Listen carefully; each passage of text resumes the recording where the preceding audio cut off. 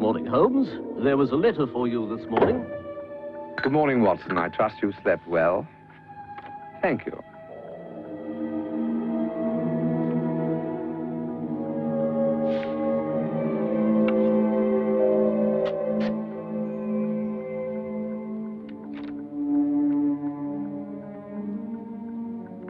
Here, Watson, tell me what you think of this.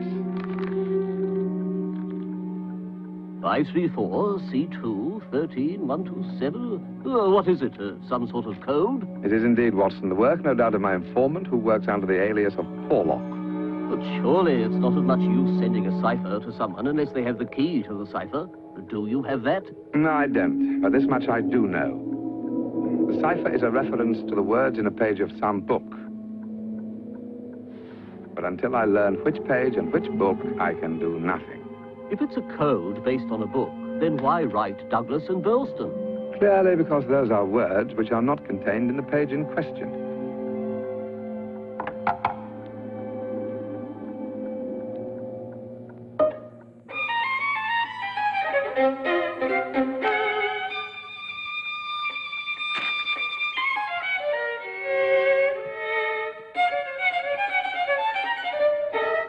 Why has this Sherlock fellow not indicated the name of the book?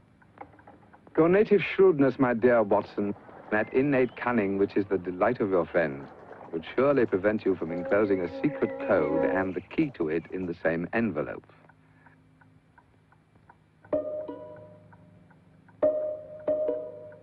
I expect a message, or perhaps even the book, to arrive in the next mail.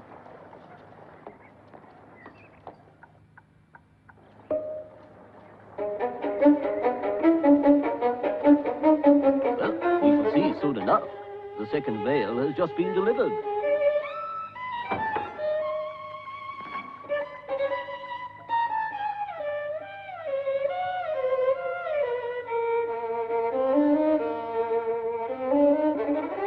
You're right, Holmes. This letter is in the same handwriting. It is comparatively easy to predict the actions of such as Sherlock when one is constantly at odds with some of the greatest criminal brains in the world.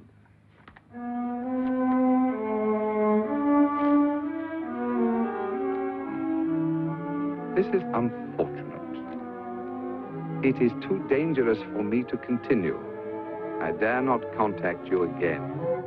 Burn the cipher message, which can be of no use to you now. It's signed Fred Sherlock. But why write a letter to tell us he will not give us the cipher? I would suggest it's because the people he's informed us of must be dangerous, probably killers.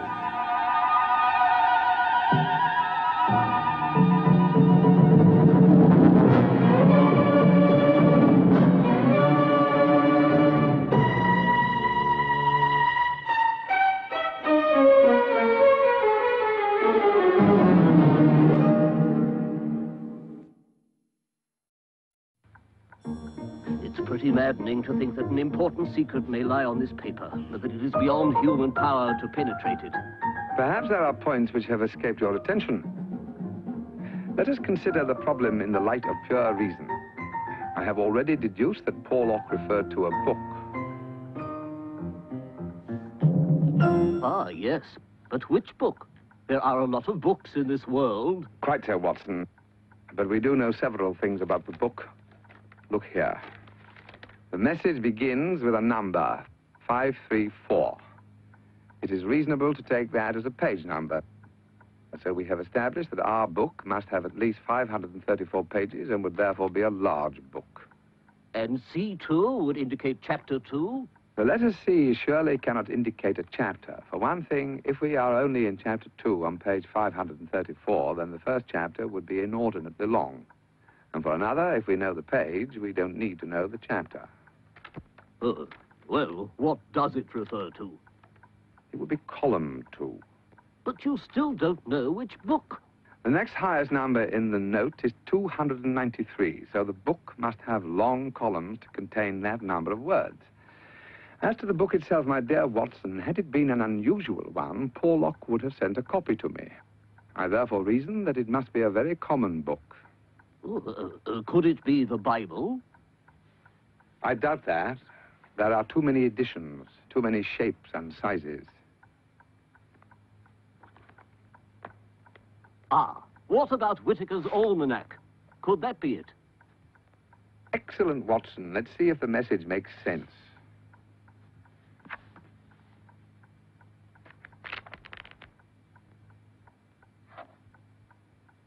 There is danger.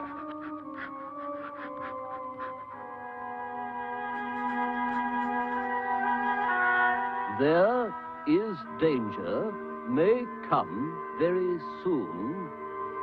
One Douglas, rich country, now at Burleston House, Burleston.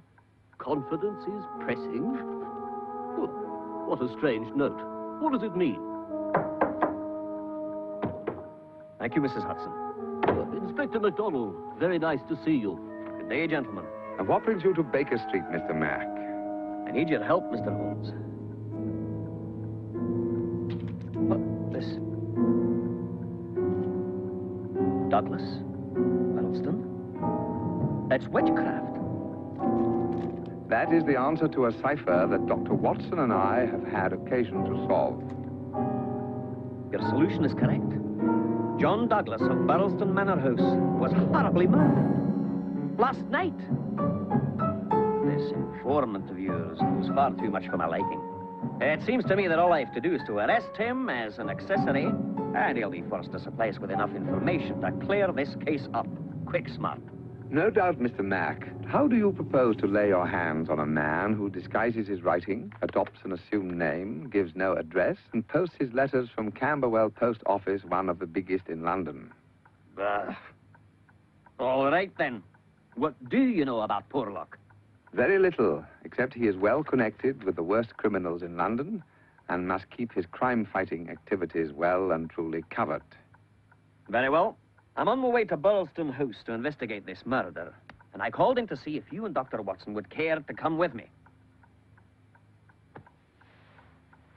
White Mason, our local officer, suggested I seek your help. He promises the case will be worthy of your mettle. We accept. Come, Watson.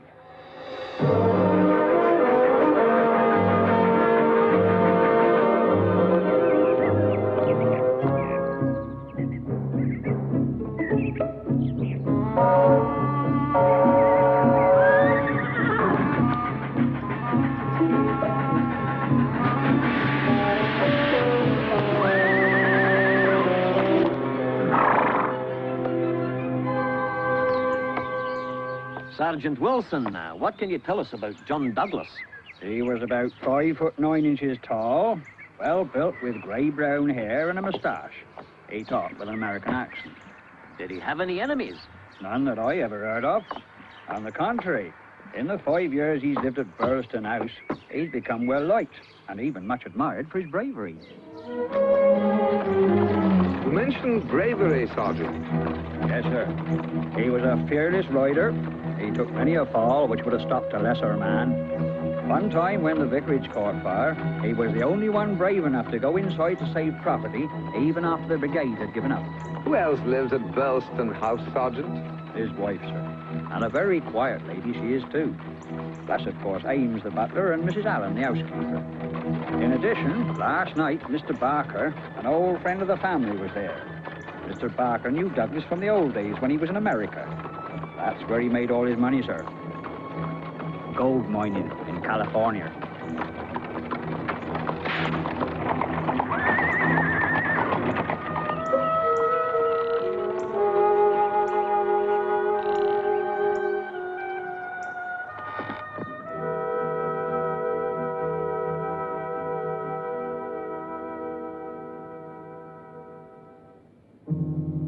It was I who discovered the body, gentlemen.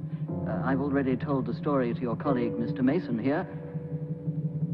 It was 11:30 last night. I was sitting by the fire in my bedroom when I heard a gun go off. It sounded muffled. The shot appeared to come from downstairs, so I ran down to see what it was. And when I got to this study, I saw Douglas's feet sticking out from behind the sofa. One look was sufficient for me to be certain he was dead. His face was unrecognizable. The sawn-off shotgun was lying across his chest, and it looked as though his face had taken the full force of both barrels. I lit the table lamp and rang for the servants.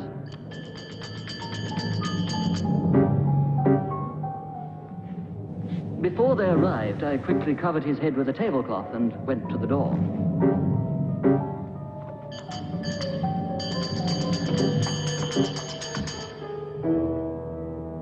There's been an accident. You mustn't come in here. John has been shot. I'm afraid he's dead. Mrs. Allen, you'd better take your mistress to her room, and I think you should stay with her. Ames, will you send for Dr. Wood? And I think you'd better get Sergeant Wilson at the same time.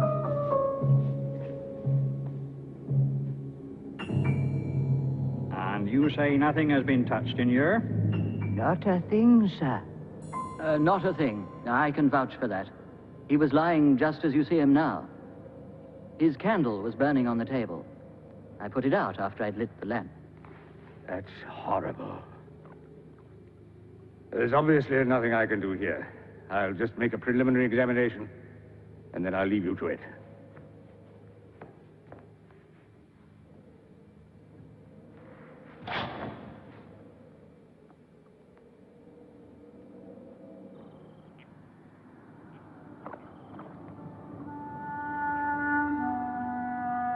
What time did you raise the drawbridge, Mr. Ames? 6 o'clock, Sergeant. Same time as always. In that case, Mr. Barker, if you came into this study straight after the shot, then it's quite possible that the murderer was actually in the moat when you found the body. Could he not still be in the house? I don't think so. Unless I miss my guess, that smear is blood. The murderer stood on this ledge when he climbed through the window to get away. What do you make of this? It's not a tattoo. Looks more like a brand to me. I don't profess to know the meaning of it, but I've noticed it on him many times over the years. And so have I, whenever the master rolled up his sleeves.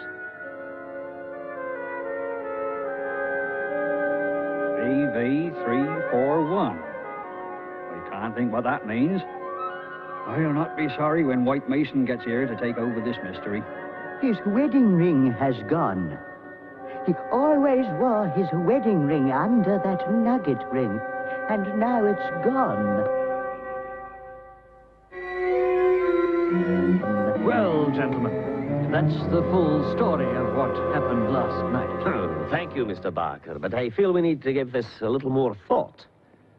The murderer used buckshot cartridges. See how the triggers are wired together so that when the back one is pulled, both barrels discharge. I can't read the manufacturer's name properly, but I can make out P-E-N. That would be the Pennsylvania Small Arms Company, a well-known American firm. That suggests the intruder was American.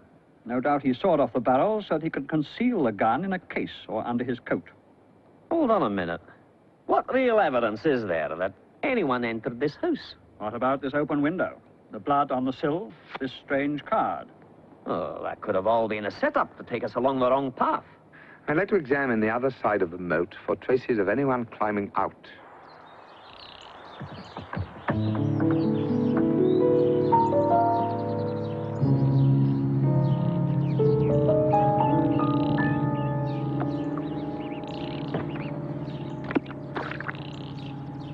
Perhaps he drowned in the moat. That's not very likely. The water is only 3 feet deep. Soon after I got here last night, I sent an order to all police in the district to look out for anyone wearing wet clothes. I've heard nothing, so whoever it was has made good his escape. Or had a dry suit hidden somewhere. Where were you when you heard the shot? Well, sir, I didn't actually hear the shot. I was in the pantry when the bell rang.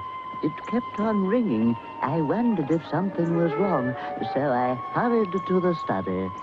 How did Mr. Douglas behave during these last few